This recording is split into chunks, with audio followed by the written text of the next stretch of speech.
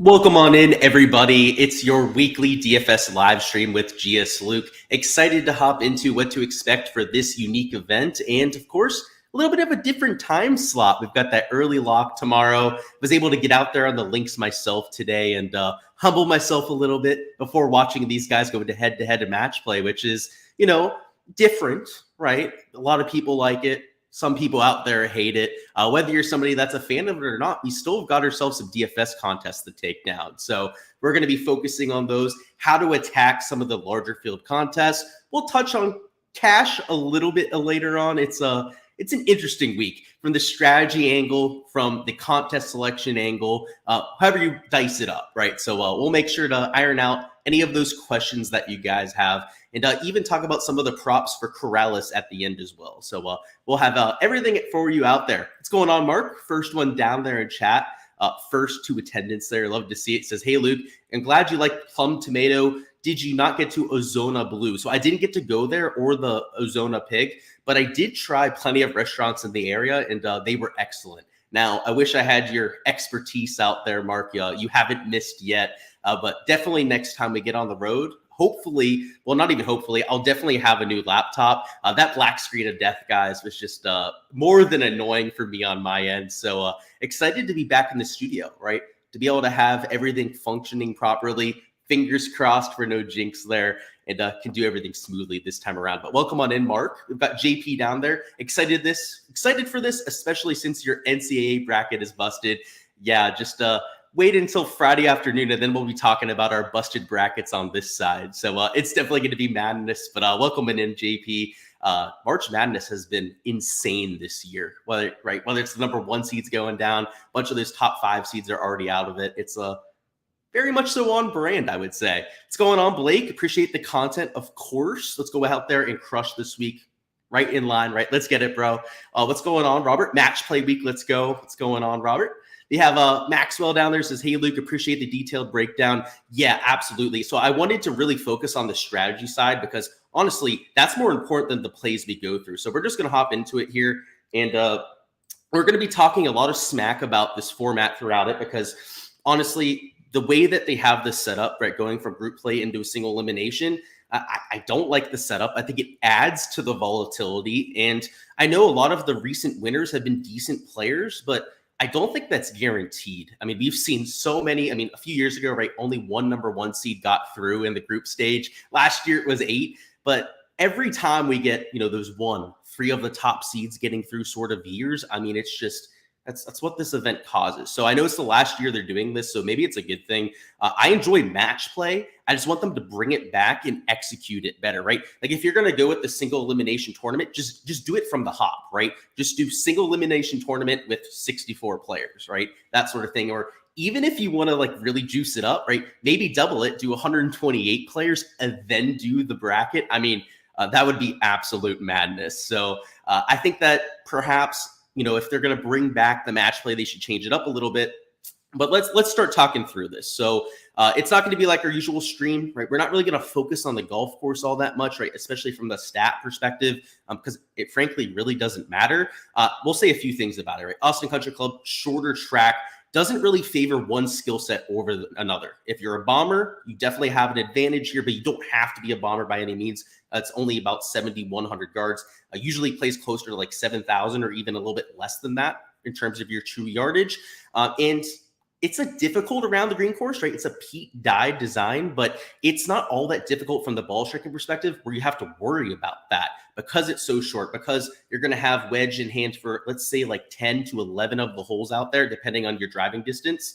It's not like you're going to be missing these greens all that often. So I'm more looking for players that have that approach play. You've seen them shine at this event, but also some of the more skilled putters. I mean, Kevin Kisner's of the world, right, that have been so consistent here. Matt Kuchar's that have won at this golf tournament are known for that putting ability. So I'm kind of focusing on that.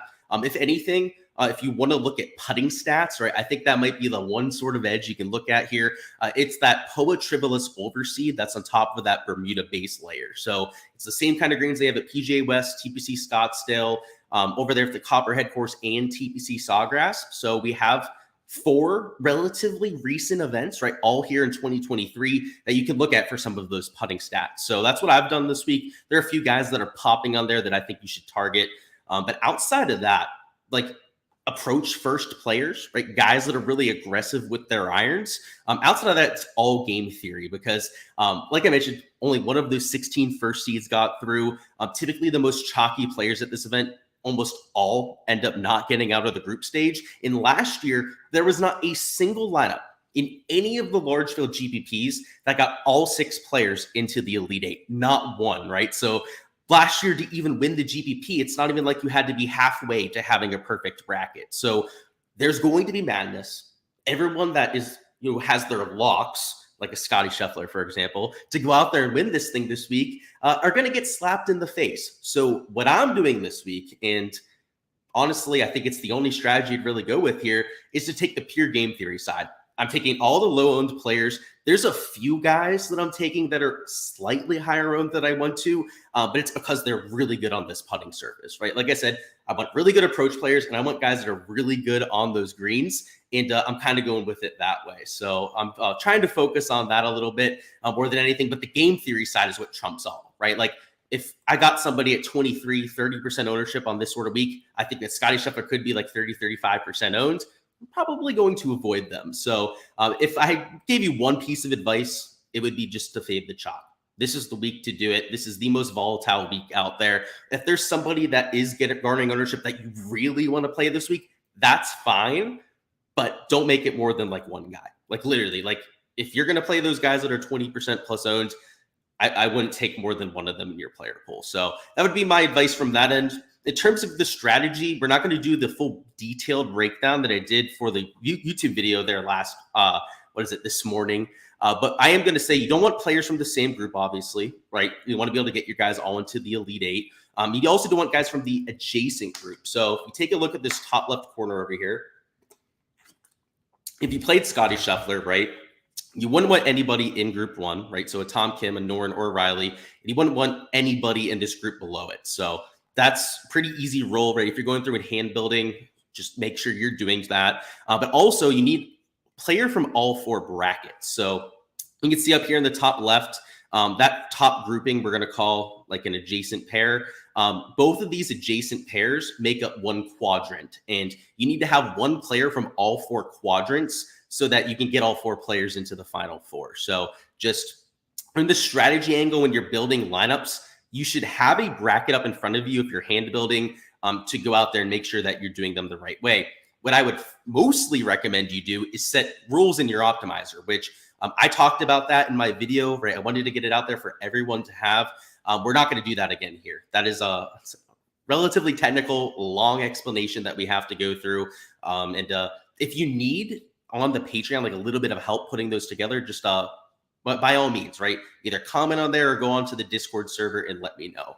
In terms of your wind, we will look at that a little bit before we start to go through the bracket, which is going to be the most important part of this video.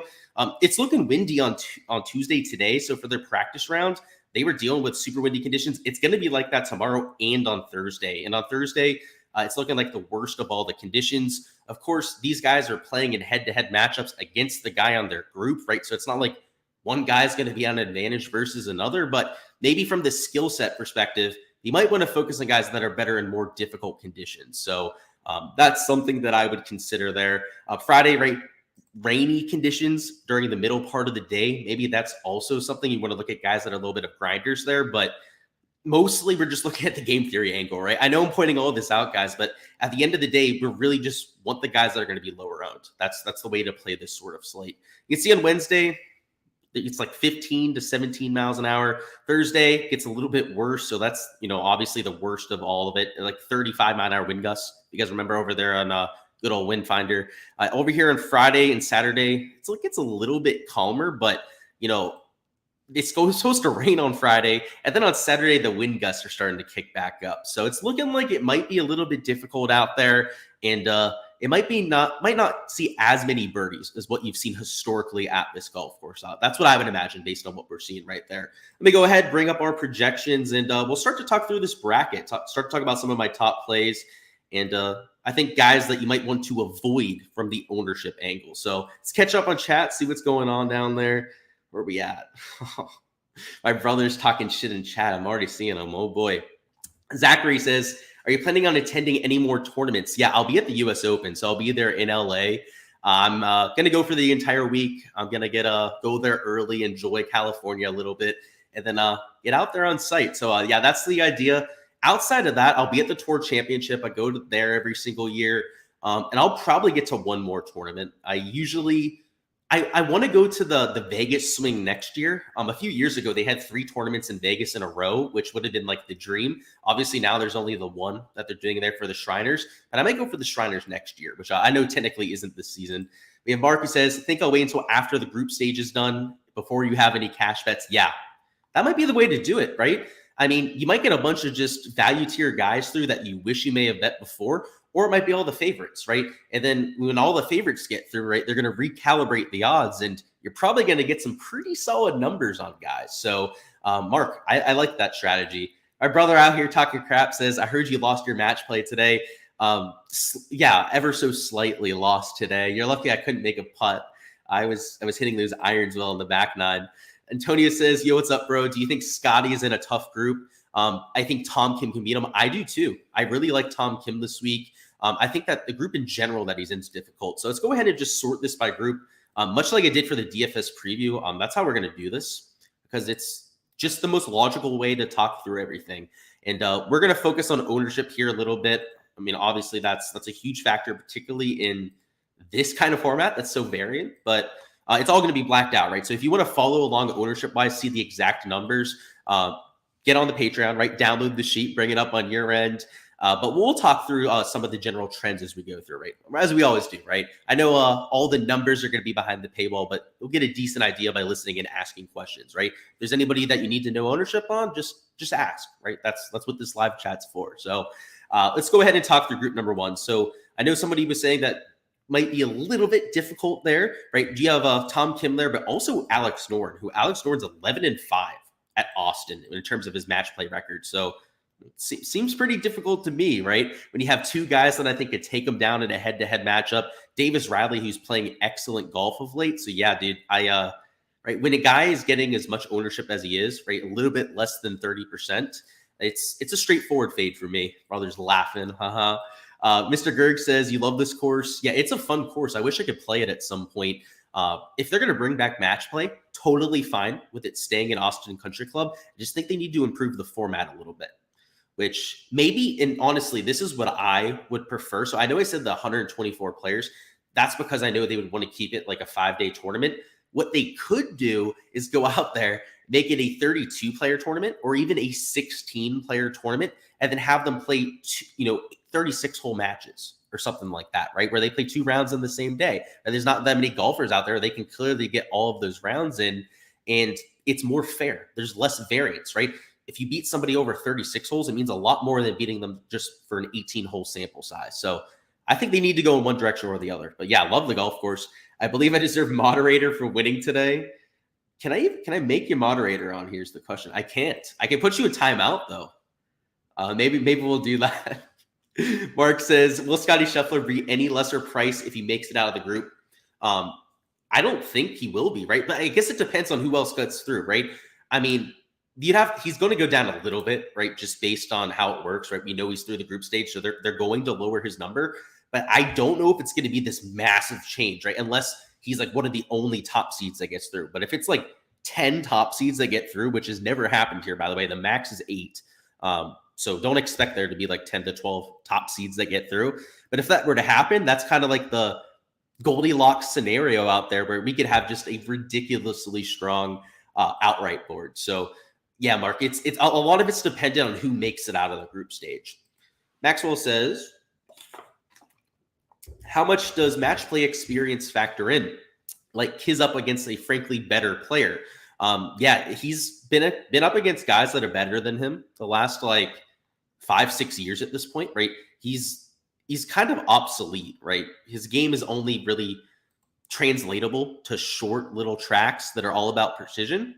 And luckily, right, like I talked about a little bit earlier, this is one of those golf courses, and it shows he's 22 6-1. There's no one close to that good in this field. I mean, the next best guy, right, is like Scotty Scheffler because he's only played here a few years and he's 10-2-2. But 22-6-1. You can't make that shit up, right? Like, let's say he was like 4-1, right? That could be a fluke. That could just be him having a few good years. You can't fake 22-6-1. So yeah, with certain players, it means a whole lot. And in fact, it's why I'm on certain guys like Kevin Kisner this week. You can see I have him at a 30% advance rate. So yeah, there are guys that I think are just good at match play. Alex Norn seems to be one of those players. John Rahm's been pretty solid. 12-7 is pretty good. Billy Ho, 10-5. Right? You'd have to think that he's pretty good at match play. Let's see, what's Jordan Spieth's record? He's like 10-7, I think. Let's see, yeah, 10-7-3. Like that's a pretty good record, right? Solidly better than a 50% average. I think there's guys like that are maybe just a little bit better at the format, or maybe their game translates to this golf course a little bit better, because I have it filtered not just by match play, but also only their results at this golf course, at this event. So the idea there, right, is a lot of the match play courses are exactly that, different courses, right? Especially even like the Ryder Cup, President's Cup, travel and whatnot. So I'm definitely focusing, at least for the most part, on the regular match play at this event. So yeah, I think it matters, and honestly it matters quite a bit. I'm using it for a solid amount of my player pool. Spoiler alert, Luke's going to take Spieth. That is correct. Death, taxes, and Luke clicking on Spieth. Yeah, there won't be a week I don't take him, but I legitimately love him this week. I think that he's my pick to win. Like anyone that's asked me who I think is going to win, I've said Jordan Spieth, and I have one outright right now, and it's Jordan Spieth. Like I haven't bet anyone but him at this point. Now that's likely to change tonight. Probably going to add at least 2 outright bets, but the only one that I really like ran into the window to bet was Jordan. And it's the form. It's also the course fit. He literally played this course. He's played this course like 1,000 times. He's on record as saying he's played this while he was over there at University of Texas, like time after time.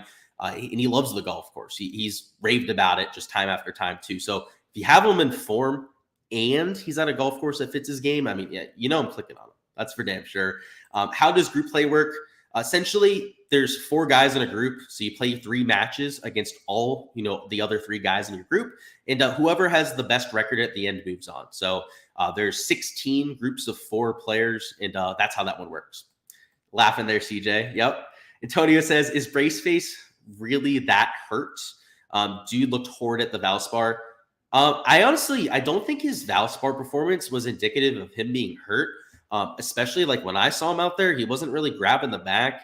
He was swinging hard as hell at the golf ball. He didn't have issues out of the rough, so he doesn't really look injured to me. And the only reason he missed the cut, right, is because he made a quintuple bogey, right? Let's not forget that, right? He made a 9 on a par 4. Outside of that one hole, he was under par for the event and significantly under par, right? Would have been, I believe, if you just took that hole and gave him a par there, which of course is asking a whole lot, he would have been in the top 10 of the golf tournament at that point. So like, I do cut him some slack on that end. I don't really think that you're not going to play him because he's injured. I think you just wouldn't play him because you think the form's horrible, which I think is fair, right? That quintuple bogey, right? You can't just wipe that off the record, right? There was a reason that happened. Clearly, he was frustrated with his game. And then before that, his form's dreadful too. So yeah, I don't like Braceface this week, but it's not because of that. But yeah, he's likely not injured, to be frank. I think he's back. He's just not playing well. Martin says, Rory getting bumped out of the rounds 1 and 2, all that toying with his driver. Yeah, it's not feeling like, I don't think he's just going to bounce back right away. He could, right? Like you hear these stories like Colin Morikawa changing up the irons before the Open, goes out there, wins the Open Championship. So like, don't think that he can't win because of that. So yeah, I'm not playing Rory this week, but it has more to do with the course fit than anything. But yeah, I'm not thrilled about hearing him changing up so much, right? He has a shorter shaft, I believe. He has the Scotty Cameron putter back. I know that. Interesting. It might work out really well for him, honestly. It could go the other direction. I think it could help him. So we'll have to see. Jack says, I think Fitz is a chance if fit. Yeah, he looks fit to me, so I wouldn't worry about the back all that much. Took 4 or 5 extra holes for Scheffler to take him down last year. Yeah, and he's like the par god, right? Like Matty Fitz, he's also extremely strategic. Like he should be decent at match play. Like let's just say that, right? But the form scares me off personally. But if you're able to brush that aside, right? He's much lower owned than a lot of the other guys in his range. It has, slightly lower, I would say, group equity, right? Let's see. What do I have him at? I know my modeling wasn't very favorable to him. It's because of the form, right? He's in a group with guys with pretty solid form. Let's see. Where's Fitzy? Like Sahith and Midwoo are playing pretty decent. JJ Spawn even, like, I know he's a 4 seed, but like he's a pretty strong live 4 seed for me this week. So not crazy. You can see like I said, the modeling hates him. He's actually got the lowest advance rate of anybody in that group. But if you're willing to brush that form aside, what can I say? He's a good leverage play, that's for sure. Antonio says, what number did you get on Jordan? He's 20-1 on FanDuel. Honestly, I don't remember. I'd have to double check, Antonio. I think it was plus 2,100, but I honestly don't remember. I bet it early Monday, and I haven't bet anything since. I haven't even logged back into the sports book. So I need to tonight, first off, to figure out who the hell I'm going to bet on top of Jordan, because it's not just going to be Jordan Spieth this week, and I'll check on that too. Mark says, Cantlay versus Spieth in the Elite Eight. I hope so, especially on that Spieth side. Homa versus Spieth in the Sweet 16. That would be a solid-ass matchup, that's for sure. How'd you do on props last weekend? Decent. I'd say we had, 2 winning days, 2 losing days. So that was just about break even there. Antonio says, Kuchar is going to dink and dunk his way to a title this week. Yeah, right. I would say, yeah, right. Leaving in the morning to head to Austin. Pretty stoked to feel like Luke for a few days. Yeah, have fun there, dude. That's going to be pretty sweet. And yeah, to feel like me for a few days. I'm glad to be back. I was out there for too much time, but one weekend in Austin, I'm sure it'll be a great time for you guys. It's about the perfect time to be out there watching golf. Sicko like me that goes out there for 4 straight golf tournaments, it becomes a little bit much at the end, I'll be honest. But yeah, weekends like the perfect amount of golf watching. You said Cabo versus Hovland in the battle of 5 putt misses. Yeah, I have that on my bracket actually, Nick. I have those two coming out, going against each other. For the narrative, right? If they're going to try and pump up these ratings somehow, they've got to think of something. So maybe it's putting those two against each other out of that same college class. Who knows? But have fun out there, man. So let's take a look at these groups. So Group 1 I already talked about. I think it's extremely contested. I'm fading Scotty Scheffler. If you can't tell already, like I've tried to make it pretty obvious there. And I'm okay with taking any of the other 3. Just I don't know. Everyone's going to play this guy. And by everyone, I mean like 30% in large field GPPs, maybe more. Like he might be 35%. Like I think I might be even a little bit conservative on my ownership projection there. But in high stakes stuff, 40% owned. Like I guarantee you, this guy will be just insane, like ridiculously high owned. So if you're going to play one of those higher dollar single entries, like the $200 single entries, the 555, the 777, that sort of thing, just do yourself a favor and don't play them. And if you are, I guess just eat the chalk, but you better differentiate like hell with the rest of your lineup. In Group 2 here, I think this one's a little bit more intriguing to take the top guy because no one's going to want to take Jon Rahm with Fowler, Mitchell, and Horschel in the group. And sure, Fowler and Mitchell don't have great track records when it comes to this kind of format, but you're talking about guys that are in ridiculous form, right? Some of the best form of their lives. I mean, even with rookie, like this like top 20 stretch where he's just going top 20, top 20, top 20, and a lot of those are even top 10s is kind of unprecedented for him. Like even when he was going out there winning golf tournaments, he was not that consistent. So it's great to see that starting to come into the fold. But Billy Ho, right, winner here a few years ago, 10-5-2 record. So I would expect a lot of people to be scared by that. I mean, I am, right? I understand that that's pretty damn scary, right? But you're talking about Jon Rahm being the lowest owned player above $10,000. Actually, I take that back. Jordan Spieth's lower owned than Jon Rahm, but he's like $10,200, I believe, something around that range. Jon Rahm is the next lowest owned player. Right? He's lower owned than Cantlay. He's lower owned than Xander Schauffele. He's much lower owned than somebody like a Scotty Scheffler, lower owned than Rory McIlroy. And he's won this golf tournament. Even when he doesn't win, he usually makes the Final Four at this golf tournament. And I know there's no such thing as a sure thing, right? But now we're getting Rahm at like the lowest ownership in that range. Like it's no longer us taking some chalky guy that always plays well here. It's us taking a pivot that is the second best player in the world and that loves the golf course. Like why wouldn't we play him? So honestly, he's probably the best play on the slate. I'm considering betting him outright. Just the number is atrocious on Jon Rahm. So that's why I didn't pull the trigger initially. And honestly, I probably still won't pull the trigger now that I think about it. It's just, it's not enough skin on the bone to go out there when it's a golf tournament this variant, right? Like anything can happen. So most of my bets, I would imagine, are going to be more in the long shot range. Sorry, I had to keep drinking the water. We played golf today, and obviously it's a little dehydrating. So trying to make sure I replenish myself a little bit here. Let's see what's going on in chat. Antonio says, you feel like Rahm is being slept on? Completely agree. He's about the dog walk the field. Now, I don't know about the dog walk part, but for sure. Can you share Putnam's ownership? I can. Absolutely. So 1 second here. Excuse me. Let me find the version with ownership on it. All right, there's the version with ownership. Putnam, right, super cheap, right, $6,000, 5.3%. So if you're looking for a pivot play and a super cheap play, he's your guy, JP. Russell Henley time. I don't know if I'm as excited, but he's one of those low-end pivots you can get to, right? If my MO this week is going to be to take all the pivots, I would play Russell Henley if I could. I'll just say that much, right? Like I can't play the entire player pool of all the pivots down low, but he was definitely one of the first guys out of the pool. And if history has anything to say about that, it usually means that guy's going to win the golf tournament because I have some pretty bad luck with that. What do you shoot today? Oh boy. We played match play, so we tried to avoid actually tracking our scores there, Nick. Probably like 78, like 8 over par, or something like that. And that was after me being like 5 over par through the first 4 holes. It was not good to begin. I couldn't chip. I couldn't putt for my life all day. That was consistent. But by the time I got to hole 6, I started striping everything. I started hitting every fairway, every green. It felt pretty good there for a little bit, but I couldn't make a putt for my life. That's for sure. So yeah, something like 78. Luckily we're doing match play, so we didn't have to pay that much attention to that. Mark says Patty Ice. Oh yeah, you're still looking for that hot putter. I could see it. He's getting some ownership though, or else I probably would have played him up top. If he was like pivot, kind of like a John Rahm, I'd probably be there. Weiss Kisner plus 500 to win his group. That's bananas. Sounds like a bet I might jump on, man. If I can get that at the book that I have access to, Antonio, I'm probably jumping on that. I mean, the guy 22-6-1 record, right? It speaks for itself. That the guys obviously should have better than plus 500 odds. And I don't care about the form.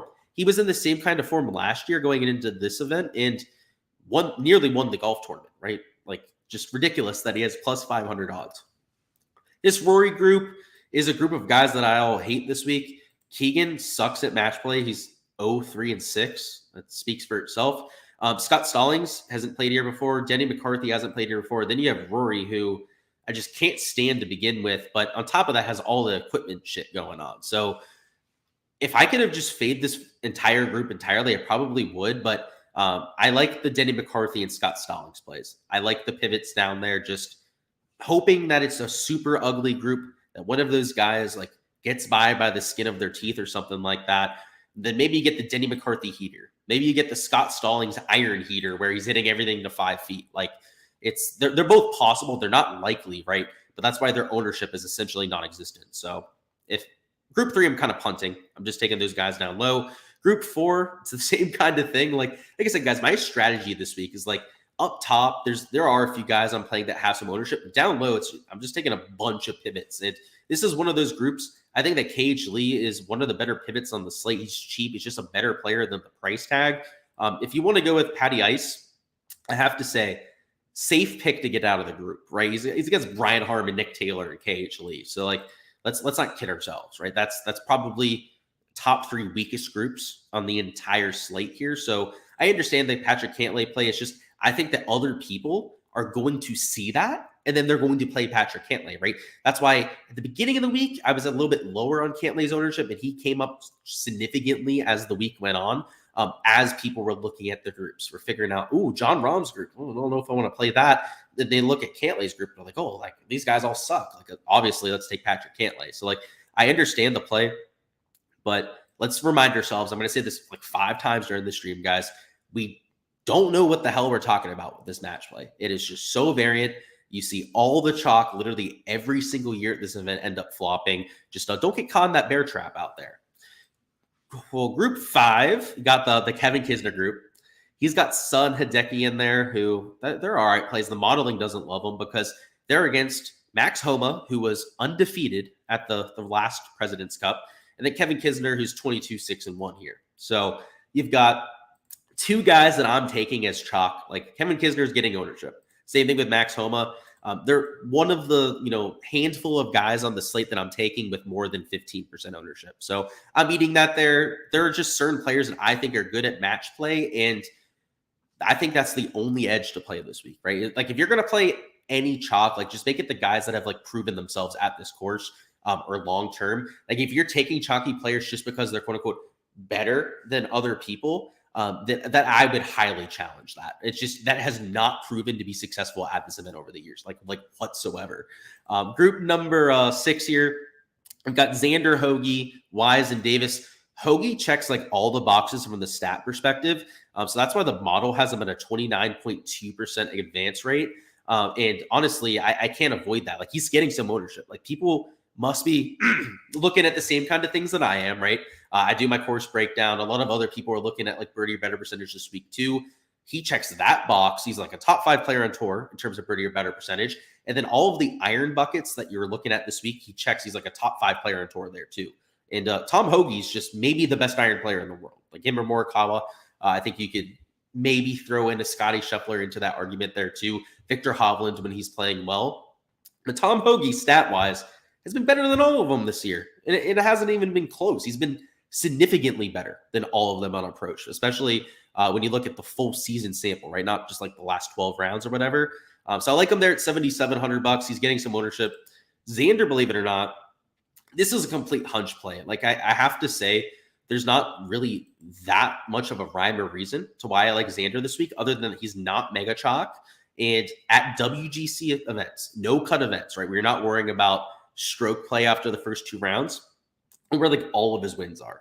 And a few years ago, there was that narrative before every DFS event, every content creator would just make your ears bleed talking about, oh, Xander at a no-cut event. You got to play him there. And now no one talks about that anymore. So I know it's a silly reason to go out there and play somebody, but that used to work. Like you used to play Xander at these kind of events and he'd finish top 5 every single time.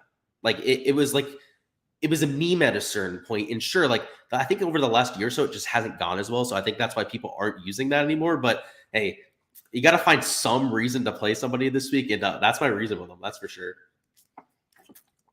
Let's see what we got down there in chat.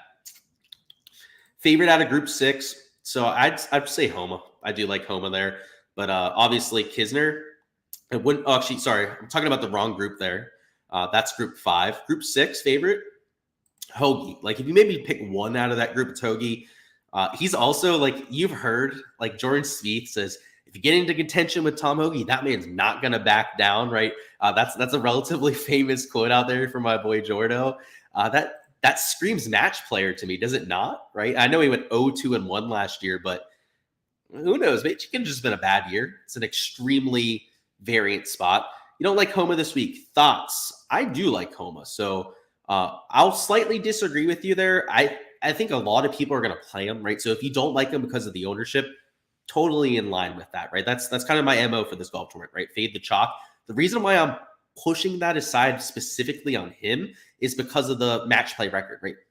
President's Cup smashed out there. Now I know, right, only one round of the President's Cup is going to be singles matches, but he was like the clear guy carrying some of the teams out there. So I do like Homa, but if you're fading him for ownership reasons, it's fine. I understand it. Kisner quit chewing and hasn't been the same since. I didn't know that. I swore I've seen him out there recently, like in the last 2 weeks chewing, but maybe it's gum. It might be. A lot of guys that like used to chew, right, switched to gum. So maybe it was that. Are you out on Finau? I think that putter is atrocious. Yeah, his record on match play scared me off. So let's see, what group is he in? He's group 10 down here. And he's 5-6-1. So yeah, I'm off of Finau. I am. You can't play everybody, right? And I see that record, and he's still getting a little bit of ownership, and I'm like, yeah, whatever. Don't need him, right? He took a flyer on Hoagie to make the quarters. Texas guy. That's right? He TCU guy. That's right. Number 1 on approach. That's right. Birdie machine. He's my boy. Yeah, I think it's a good bet, Tyler. Honestly, I may bet him outright. Like, I'm trying to kind of think of who I'm going to, add as outrights later on. Tom Hoagie screams somebody that's going to go out there and pop this week. So I might join you there on an outright bet, not even just to make the quarters. Yeah, Kiz quit chew. I didn't hear that, but who knows?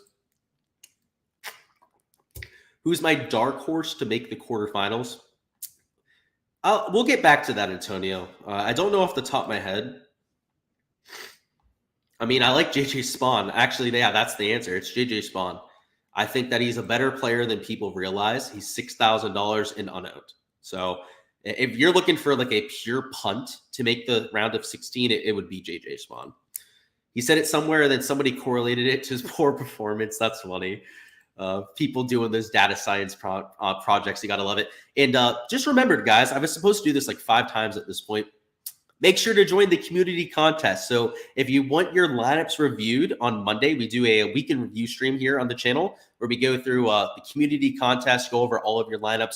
We'll go through my personal results. I'll show you how much money I made or lost any given week. We'll go through ownership, show you guys where I was spot on with ownership, spots where I was maybe a little bit off with ownership, which happens quite a bit, right? Like ownership projections, I'm sure you've seen around the industry, usually not all that accurate, right? Like they'll be decently accurate, but they'll get a lot of guys wrong. And then next week you'll hear crickets about it, right? Like we bring up my ownership, we bring up the difference, and that's actually like the only category we focus on is like how wrong I was about the ownership. And then we talk about maybe reasons why people got that wrong, because usually there's a reason for it, right? Usually we can figure out why that happened. And that's probably the most important piece of content you can get in every week. So first off, start coming to that live stream. There's only a bunch of little sickos that come to that early on Monday. There's like 25 to 30 of us that go in and dive into the slate and whatnot. I'd encourage you guys to stop by for that. I know it's not as sexy as the picks here on a Wednesday, but it's a lot more informative. I'll say that. And if you want your lineup reviewed on there, get into that community contest. There's a link in the description of the video. It's a dollar entry, top 20 get paid, and 100 entries max. And last look, I know there was like 60 something people in there. So hop in there now before it ends up getting filled by people in here. Let's see where we're at. What an insider fact. You're def fading them for the next few months. Yeah, who knows? Maybe that is throwing them off, but I'm definitely playing them this week. It's Magic says fade from group 15. Let's see. Let's check it out for you. So that's the young group. Everyone's going to play Cam Young. Right? Even the numbers agree, right? It's 35.2%, pretty solid advance rate. So if you're just talking about most likely to advance, right, that's the answer. But if you're talking about GPP play, it's Davis Thompson. Davis Thompson's got that really mean demeanor to him. Now, and I can tell you this because I've seen interviews with him, like people like, or even like fans, they're like, oh, let's go Davis. He gives that death stare to people like all the time, right? And you have the Patrick Reeds, right, that are all about that kind of shit. John Rahm's kind of like that too, right? Where like he's mean mugging people out there, right? He's a pretty scary looking dude. Davis Thompson has that, and I don't know, maybe it's just those two that are really making me think that. But like Kevin Kisner, Ian Poulter are the same kind of way, right? They're like imposing people that enjoy that kind of atmosphere. He strikes me as that kind of guy. So it's Davis Thompson. If you're talking about GPP play, obviously I think Cameron Young's the most likely to advance, but I don't know. Maybe he's got that bulldog in him, right? I know he's a Georgia Bulldog. Maybe he's got that dog in him, as the young hip kids will say these days. Robert says Cantlay seems to be under the radar this season. Yeah, he's been posting like top 5s, top 10s for sure. I don't know if I'd say he's overlooked at this event though. The ownership's definitely there in my projections. Antonio says thoughts on Seamus Power plus 900 to be the top Great Britain or Irish player. Ooh, so that's against Rory, obviously. You have a few other guys. Who else would be included in that? I just want to make sure I'm not missing anybody important because I know Rory's like the main guy you're playing against, right? Oh, is there anybody else? There's got to be, right? Yeah, Matty Fitz. Matty Fitz is another one. I guess, Shane Lowry. I really like Lowry this week. I don't think I'd bet that. I don't think that's enough juice on it because there's a solid little collection of guys that you're playing against here. So, and Fleetwood. Yeah, count me out. I couldn't be there, man. It's just you have guys that I think are better than him this week, and then you're only getting 9-1 odds. It's not enough for me. So I wouldn't bet it, but I like him this week. I think he's a solid play. You switched from Spieth to Thomas in your listener league to avoid the chalk, and didn't realize you switched it in all of your lineups.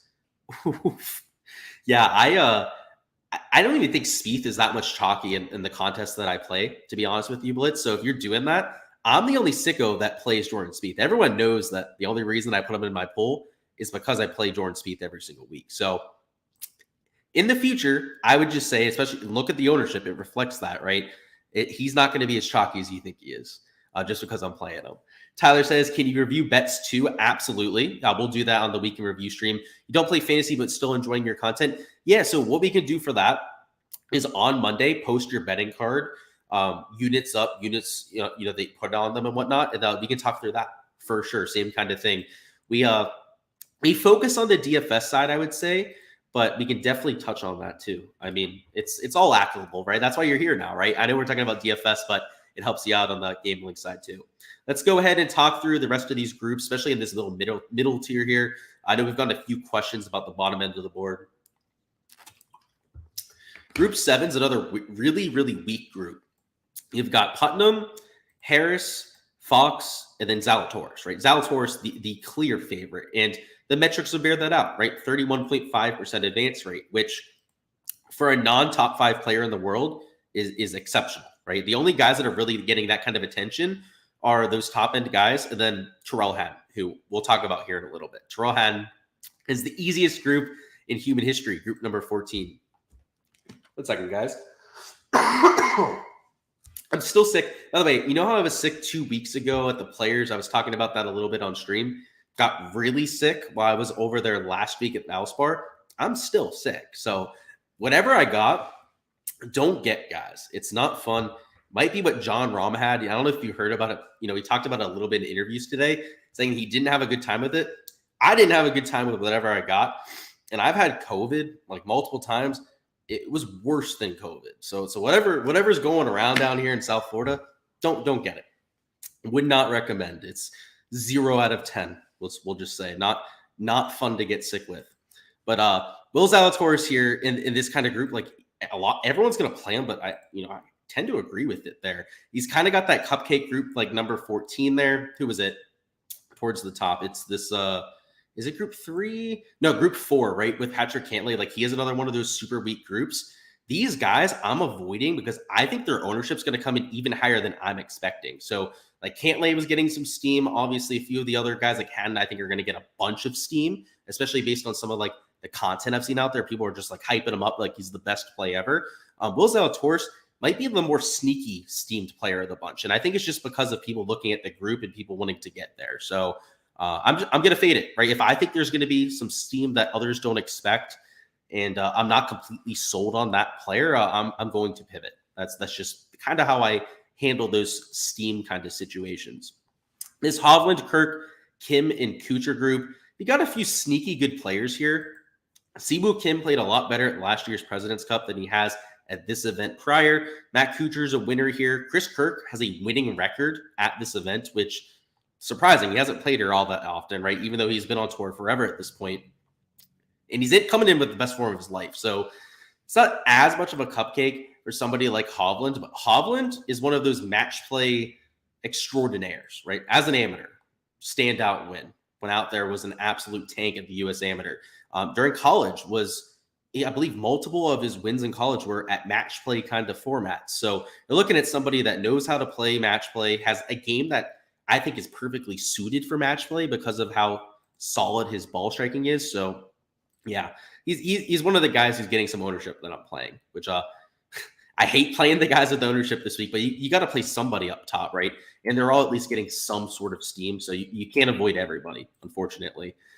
Group number 9, you've got Morikawa, Day, Svenny, and Perez. I like Morikawa there. So I know earlier Nick was joking about the Hovland Morikawa grouping, but I tend to agree. I'm playing both of them there. I also like Jason Day. I have to say he's won this event before, which I haven't heard a lot of people talk about this week. 8-7 record isn't outstanding, but it's good enough for me. And the form speaks for itself, right? He's a top 6 player in this field when it comes to the recent form. So I'll definitely be getting to both of those top tier options, which of course is going to keep me away from the Svennies and the Victor Perez's of the world. In general, so I meant to mention this earlier, I'm playing like 2 guys at most from a group. I'm trying not to play like 3 guys from a group, but certainly not playing all 4 guys from the same group. That's even as a 150 maxer. So just keep that in mind, right? Like if you're playing 20 lineups, like at most 2 players from a group, right? Like if a 150 maxer can't play 3 players in a group, then you can't play 3 players in a group with 20 lineups. That's not going to work out well for you. You're not going to have leverage to nearly enough players, or especially the right players that you're looking for out there. Got this Finau group next, which I like Kurt Kitayama here. He's another one of those like kind of like bulldog like players that I think has the personality, I suppose, to go out there and take advantage of this kind of format. But I also like Adrian Moronk and Seabez as flyer plays as well. So I can't give you guys my entire player pool here. I've told you guys a lot of guys that I'm considering, but I think in this group number 10 right there, you're taking one of these pivots. Like Tony Finau's track record isn't great. If he were super low owned, right, one of the lowest owned guys on the slate, I might consider getting there, but it's not looking like he's going to be that guy. Group number 11 has Fitz in it. We talked about this one earlier, right? I think you take anybody but Fitz there if you're worried about the form. If you want to find a really low-owned play in the 8K range, then Fitz is that player, but the form is enough to keep me off of him there. Group number 12, we've got Spieth, Lowry, Montgomery, and Hughes. We've got Spieth in here I really like. We've got Lowry in here that I really like. And then Taylor Montgomery, who I also really like here. So this is the one group that I really am heavily considering playing 3 guys from. And at this point, I believe I do have these 3. And so I know I just said that I didn't do that, but I just broke my own rule. Montgomery's not actually in any of my lineups yet. So that's why. So I guess it's still true technically at this point. But right before I went live, I did add Taylor Montgomery to my player pool. So he will be getting added to a few lineups after we get off stream here and I go out there and finalize everything. So yeah, I guess I will have 3 guys on this group unless I take Lowry out because you guys know I'm playing Jordan. So we'll have to see with Lowry, but there's a good chance that I do play all 3 out of that group in group 12. Just because all 3 of them, I think, have a really good skill set for this course. I mean, I'm obviously playing Jordan, but Shane Lowry's around the green play and putting is kind of what you want at these events. He's been decent over there for like the Ryder Cup kind of stuff before. And then Taylor Montgomery, if the past champions here, right, are like all these putting first kind of players, right? Like whether it's a Kisner, a Horschel, a Kuchar, right, are I think the most notable examples out of the bunch. The Taylor Montgomery, who's like the best putter in the world, might just go out there and do the same thing. So that's why I added him to the player pool and why I may even take 3 guys from that group. And that'll be the only group I do that with. Group number 13, you've got Burns in it, who's hasn't played here before, which is kind of surprising. Doesn't strike me as the best match player, but could be surprised out there, of course. Adam Hadman, who's 1-0-2, also doesn't strike me as the best match player. Then you got Seamus Power, who I do like this week, and then Adam Scott, who's really good at match play, right? Has a ton of experience, whether it's here, President's Cup, that sort of thing.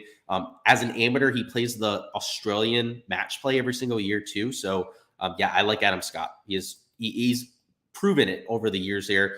Terrell Hatton, though, has the easiest group of anybody. He's got the Russell Henley group, the Ben Griffin and Lucas Herbert group. And Herbert's been atrocious of late. I mean, losing 2 strokes per round when it comes to his shots gained. So people are going to play a bunch of Terrell Hatton. I'm just fading him for ownership reasons, right? Like if you really want to get there, I guess. It's just like even if he gets through the round of 16, sorry to say the group stage, right? He still has to win in the bracket, right? It's not going to guarantee you even an Elite 8 performance or especially that elite, I should say Final Four performance that you're looking for. Group number 15 is the Cam Young group. We talked about that one a little bit earlier. I really like Davis Thompson. He's the one guy I want to point out there. Then this group 16 down here, I think is wide open. It's at least in terms of like the advance rate, it's the closest group out of the bunch, the guys that are the most bunched in terms of their rate there. And what the lowest percentage is Matt McNeely, right, who went 2-0-1 last year. You have Fleetwood, who's been pretty solid at this. Sanjay, who he's just, I think he's going under the radar. I'll say that much, right? Like no one's really playing Sanjay this week, but he's also just not super impressive, especially with the recent form. Like he's just been kind of like average, or maybe I shouldn't say average, right? He's posting like top 25 after top 25. But it's not like you're seeing a bunch of top 5 finishes from Sanjay, that kind of thing. And as a number 1 seed, you're kind of looking for that flashy guy, right? So if you're looking for an under the radar player, I guess it would be Sanjay. but he's got tough competition here, right? Tommy Fleetwood, McNeely, Poston, all of them are more than capable of going out there and having a solid week. So it's tough sledding for me to get to somebody like good old Sanjay, and that's displayed to being a hell of a player, of course. Let's go ahead, bring up a little bit of a lineup construction section, and we got what 10 minutes before I'm going to hop on out of here. So make sure to go ahead and get all of your questions down there in chat now, if you have them. So we get over them, right? Go over all of them before the stream's over here. So what we're going to do here is build a lineup together, kind of show you how I'm attacking this kind of slate from a like hand building perspective. Now, I'm not building any of my lineups this way, right? I have my optimizer, all the roles already imported. But if you're going to do this, right, we're going to talk through the process, right? Because I know everybody out there doesn't have an optimizer, or at least doesn't know how to use one, right? So if you're going to go out there and build, I think you should just look at the bracket to begin and try and pick your final four to start. I think that's the easiest way to do this. So find somebody in this top left quadrant that you really want to play in a lineup. And I told you guys, I like Morikawa and Hovland, so I'm going to go ahead and put let's put Hovland in this one, right? He's a little bit cheaper, so it's going to give us some salary flexibility rather than taking like a John Rahm up top. So we'll take him as our top left quadrant player. Our bottom left, we're going to take Max Homa. I really like Homa this week, so let's put him in there at 10,100. We're at 7,500 remaining, so you probably have to take a few shots on players, right? We have 2 number 1 seeds, in theory, going to the final 4. So it's we don't want to live in that range, right? We're going to have to take some cheaper players. We know it's going to be variant. We know that things are going to get thrown off base. So up here, we're going to take Davis Thompson. I love him. Like I said, he's crazy cheap too, $6,200. And our bottom right player, let's take JJ Spawn. So we're going with 2 like crazy names, right, to go out there and make the final 4. But they don't have to be your final 4 players, right? Obviously, we have to draft 2 more guys who could also be those final 4 players. But what we have to do now is make sure that we're not taking guys from an adjacent pod, right? So let's go ahead and add our last 2 players. We took a player from this pod before, so we can't take them. So we could take somebody from that pod. We could take one from this bottom pod over here. We could take one from this top right pod, or we could take one. Wait, do we take a guy? No, we can't take one from this top right pod. Sorry. We take one from this pod because we already took Davis Thompson. So, and then for this bottom section here, we can take, where is he at? And we can take one from this bottom right pod. So that's how you have to think about it, right? So picking your first 4 players is probably easier than the rest. Your last 2, you have to make sure you're not taking guys from that same section. So what we're going to do here is we need a couple middle tier guys, right? We have what, $9,000 remaining. So actually, I can probably even be a little bit aggressive about it. So let's go up there. Let's put, let's go down to this section of the bracket. Ooh, it's actually kind of tough. So we could take, and so you can take these 2 last players, by the way, from whatever section of the board you want, right? It's not like you have to have one on the left side or one on the right side. The left side, I don't really like after we took those guys in those other pods. So let's go out there. Let's take Kitayama, and then let's take, I guess we could take Rory if we really wanted to, but like, yeah, like this lineup would work. Now, it's not going to be my favorite lineup because, again, I don't really like Rory this week, but you can make this work. Put Kitayama in there as your last man in, right? You have exactly enough salary for it. That's how you want to build a lineup, right? You have 4 guys that can actually make it to the final 4 of the event. And then you also have 6 guys that can make it to the Elite 8. Ooh, need a sip of water, guys. Getting hard to speak. My lips are getting so chappy out here. You got 4 players that can make it to the final 4, and you have 6 players that can make it to the Elite 8, right? If we were to have taken, let's say, we had a Morikawa there. Let's say we really wanted to take Hovland in that same lineup. Sorry, we had a Hovland. Let's say we wanted to take Morikawa in that same lineup. You wouldn't want to do that, right? Because then they can't get to the Elite 8. So that's why we were avoiding guys from adjacent pods. And you can see it's confusing, right? Like this took way longer than it would normally take to make a lineup. So I would recommend using the optimizer. Like if you have access to it, set the roles. Going in there and typing up, what is it? It's 12 roles that you have to set is going to take a lot less time than going out there and building all these lineups by hand. That's my recommendation, because I've been here last 2 years and it's an absolute headache to go out there and do that. Let's see where we are. Where are we at? Got a lot of comments to go over. Where we at? You thought he'd be chalky in your contest. Yeah, you're not. He's not going to be that chalky. People aren't sickos like me. Whiskey flu. No, whatever I got is viral because we got all that yellow shit coming out. It's not good. James says, any info drop on Patreon? There's if you're talking about for DFS at Corrales, I'm going to be doing showdown for that, but I'm not doing 4-round contest for that. It's the contests are pretty trash, and I'm focusing on the WGC for that. Mark says we call it the virus in South Florida. Oh, I'm not even going to read that. Mark, you cracked me up.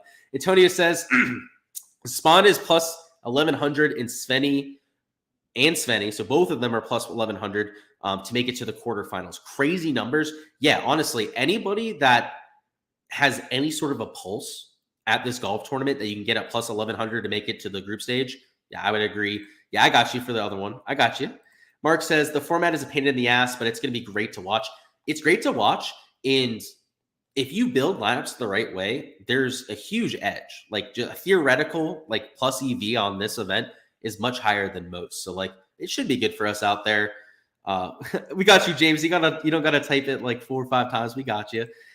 It's Magic says hoping Fowler and Rahm make it through. It's a tall order, but you'd love to see Ricky take down the Spaniard. Aren't Ricky and Rahm in the same group? No, they're not, right? Where's Rick? Yeah, they are. They're in the same group, Magic. So they can't both make it through, unfortunately. But yeah, they're going to be going head to head. You'll get to see it. Antonia says, is Haddon plus 145 free money to win his group? No, it's not. I have a 35% chance to win his group. So what would that be in theoretical odds? You can do it. It's not plus 145. Plus 145 is like a 50 high 50% chance something hitting, and he's at the 30% range. So you'd need like plus 300 to get anything close to the value that you're looking for there, boss. JP says Fleetwood, Poston, or McNeely to win their group, then take out Scheffler. I mean, I honestly, you could. They're going to be super low owned, right? I have to say, the ownership for this week, I think people are going to get it really wrong. Like even myself, like I think I'm going to end up getting ownership really wrong this week because people are going to play Scheffler this week, right? He's going to be like 30% owned. And they're not going to play people from this pod, right? Because they're playing the strategy the right way. So these guys are lower owned because Scheffler's higher owned. My algorithm is not sophisticated enough to account for that, right? No one's ownership algorithm, I can just tell you out there, is sophisticated enough to do that, right? It's just not set up for it, right? This is a completely unique situation out there. So yeah, if you're going after that group to win because maybe they're going to be lower owned, you're right. They will be lower owned. And I think that gives them a little bit more utility there too. So JP, I like the way you're thinking there. And honestly, let's think this through, right? Let's go through this thought exercise, right? If people are going to play Terrell Haddon a bunch, they are. I can tell you that for a fact, that Terrell Haddon's going to be one of the more popular players out here. That means that Rory may actually be a little bit lower owned than we expect because he's like everyone's favorite player this week, Terrell Haddon down there. It also means that like Keegan, guys like Denny McCarthy, Stallings, obviously the rest of Terrell Haddon's group are essentially going to be unowned. So it wouldn't surprise me if those guys are lower owned than everybody else. Let's see. A lot of people like Morikawa, a lot of people like Day, and a lot of people like Hovland, right? So if you took, I mean, honestly, there's guys on both sides that people like, I guess. So it wouldn't be as big an impact. Like, I think that this Spieth, Lowry, Montgomery, and Hughes group is going to be super low owned because of how many people play a home on Kisner. Like, there's a lot of layers to this week when it comes to ownership that it's going to be really interesting to take a look at it on Monday when we do that week in review stream to be able to see what went right and what went wrong. And I'm really curious to see if my theory about ownership here with like some of the guys like Scheffler and especially like Terrell Haddon lowers these guys' ownership, right, on the adjacent pod. I think that there's a very high chance that happens. I'll just say that. I think it's almost inevitable that that's going to happen. Let's go through prize picks now. So like I said, guys, there are props up for the WGC, but I absolutely hate this. You're guessing at best. Like there's going to be guys here. Let's look at like Kurt Kitayama, for example, right? He could lose his match, yet still go easily over this. He could also win his match and go under these 4.5 holes hit. Now, obviously, if he wins, he's more likely to go over, but it does not guarantee it. Just look at the leaderboard from last year. So the most likely outcome for a hole is a hole being tied. Usually, I'd say like 9 to 10 holes out of a match are going to be tied, which means that you have, 8 holes to win these like 5 holes that you need to here. And sure, maybe fades make sense here, but look at this, right? Let's just add 2 in random here. If you put 2 fades in here, you get 2.5x, right? So it's not like you can even get good payouts for it. So I'm avoiding this board. I think if anything, you take them for fades. You just like blindly fade people. Like Rory McIlroy, okay, under. He's at 5.5, right? Terrell Hand, under, right? He's at 5. I don't care if he's playing Ben Griffin. I don't care if he's playing Scott Stallings up there, right? Like they're crapshoots to me. Just put it this way. I haven't bet any at this point, right? So let's be fully transparent about it.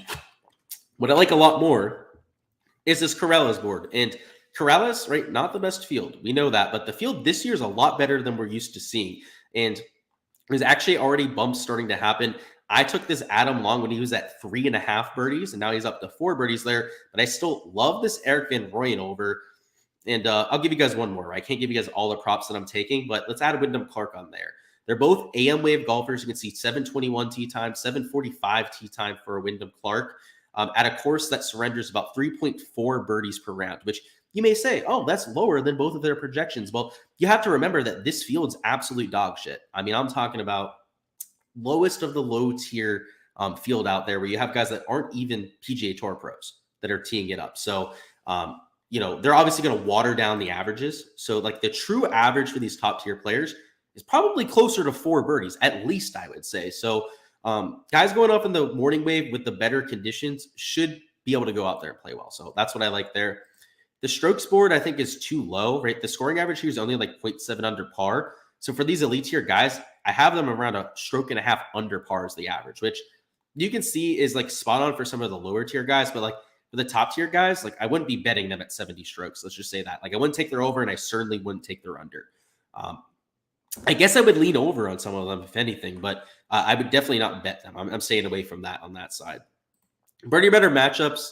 They have some interesting names, but not a ton of selection there. So you guys know I'm not a huge matchup guy, so I didn't bet any. And let's see, did Underdog post anything? Is the question. Let's see. They did. This is brand new. Okay. This is new as of during the stream new out there. So they still have Adam Long at 3.5. Okay. They have EVR at 3.5. You could take him over there too. I'm not against that at all. Do they have the same players up? That would be kind of annoying. They don't. Okay, so they have different guys up. They do have they have all the guys I bet up here. Bro, there's like no shot that the Underdog Linesmaker is not in my Patreon. He has to. He has to be in the Patreon page, right? Why would he post these top 4 guys in order at the same exact lines that I took them on Prize Picks on? Which, I mean, it's great. I can bet them all again here, I guess. But like that cracks me up. And we don't get the multiplier. Okay. All right. If you so choose, Mr. Underdog Linesmaker, who I'm positive is in my Patreon now. But thank you for the support anyways, right? Obviously, it goes a long way. But hey, if you're going to give me the props that I like on your site too, I'm all for it. That's pretty sweet, actually. Appreciate you. That's not a problem. That's a really good thing, actually. that's pretty sweet. He's like, oh, on Prize Picks is going to bump your lines. Oh, here you go. And without the multiplier, right? So I could play a 4-man card if I want to. Honestly, that's fantastic. Gotta love that. You have Matt Wallace playing at the PM at 3.5. I honestly don't hate that. You have Rogers at 4, Martin at 4, not my favorite. Bunch of guys at 4 that are over there on Prize Picks. So I guess I wish I waited to bet that so I could add Matt Wallace to it. But yeah, if anything, I would play Matt Wallace on the top of those other 4 guys I took up top and call it a day on that side. So let's see what's going on in terms of chat. If you have any questions, we'll touch on them. And if not, we're going to hop on out of here. So let's see what's going on. It looks like we're good. No, it looks like we're good on questions. So going to go ahead and hop on out of here at this point. I appreciate everybody for stopping by, showing all the love as per usual. We'll be doing the same thing for rounds 2 through 4. So I should say maybe rounds 1 through 4 for Corrales. So we're not going to be doing like showdown for the WGC, obviously, but for Corrales, I'm likely doing projections like I typically do, even for like a PGA Tour event, and then may even be going live for all 4 rounds too. So if I go live and we're not doing DFS, maybe it'll just be for the prop side. But either way, there will be pieces of content over the next 4 days. So make sure to stay tuned to that. Smash that like button on your way out of here. Subscribe to the channel if you haven't already so you don't miss any of that content in the future. And I'll catch you guys next time.